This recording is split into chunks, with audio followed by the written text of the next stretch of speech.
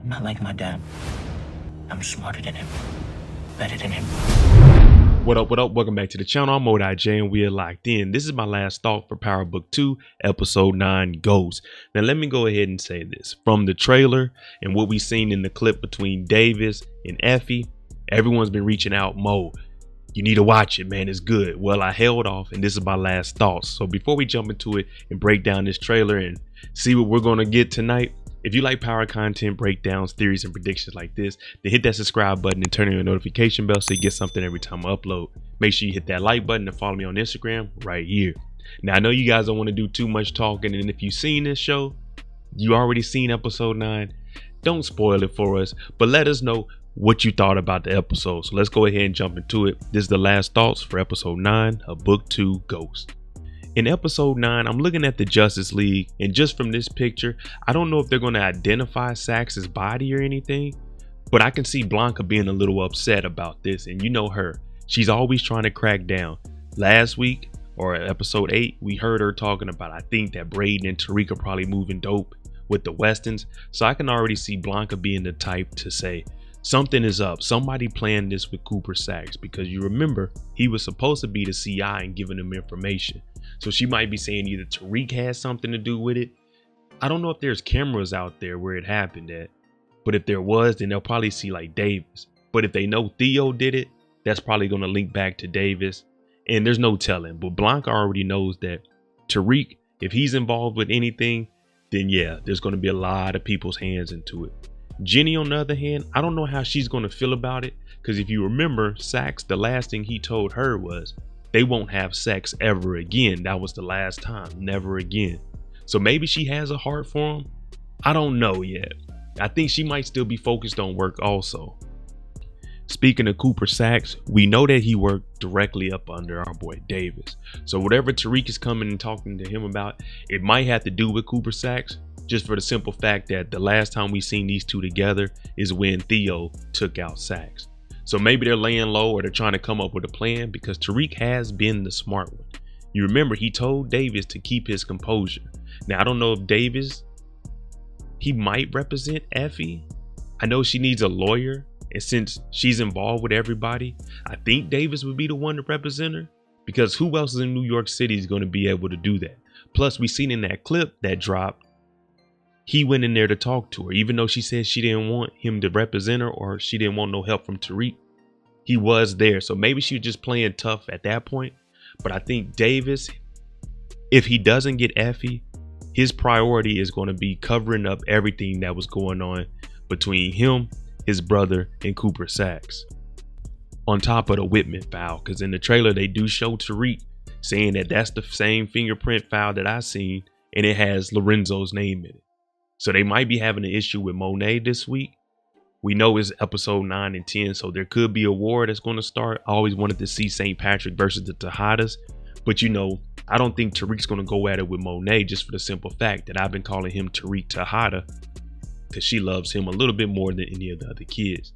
But right now, it looks like Davis, he needs to be covering his track with the whole Cooper Saxe ordeal and his brother Theo. Monet looks like she's reading a letter or something, and Diana's talking about Tariq may have been the one that set me up. Now, the only thing I can see coming out of Tariq setting her up is he did give her the other codes to the lockers. But if you all remember, everyone's been saying that Stansfield is high. So that really wouldn't be a Tariq problem, more of a Diana, but Diana says she learned from Monet, and Monet is telling her straight up. If Saxe said that Tariq set us up, we need to do a little bit of investigating before we can actually jump the gun. And that goes back to me calling Tariq Tejada.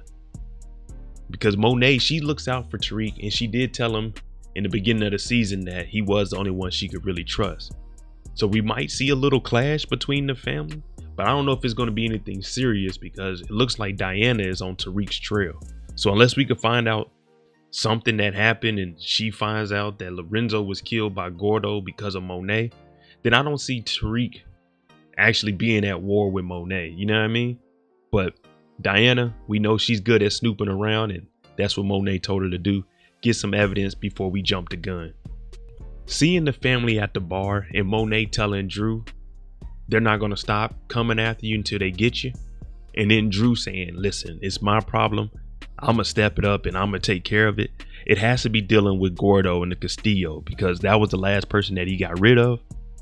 And we got the Rico. So if Drew is actually stepping up, I think we're gonna start to see him become that leader role. You know what I mean? Kane wasn't really saying much in this, so I don't think he's gonna have anything to do with it. But Drew, it looks like he wants to take the lead. He took out Gordo. He cried over it. He got even for Poppy.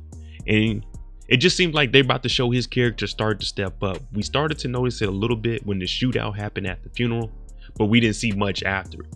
So I'm thinking right here is where we're going to start to see Drew take it to another level. And it might help out for the Tejadas because they definitely need it, especially with everything going down. RICO charges, attempted murder, the potential Ponzi scheme being unfolded. I don't know.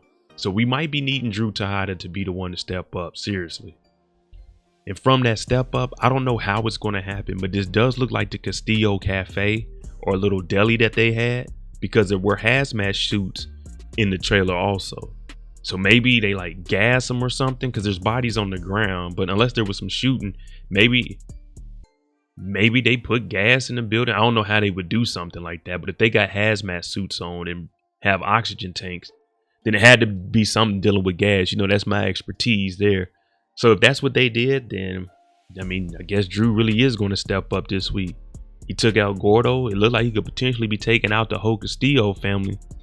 I know I broke this trailer down when we first seen it on the What's Next, but that does look like the stools that they had initially when Monet came over there to visit.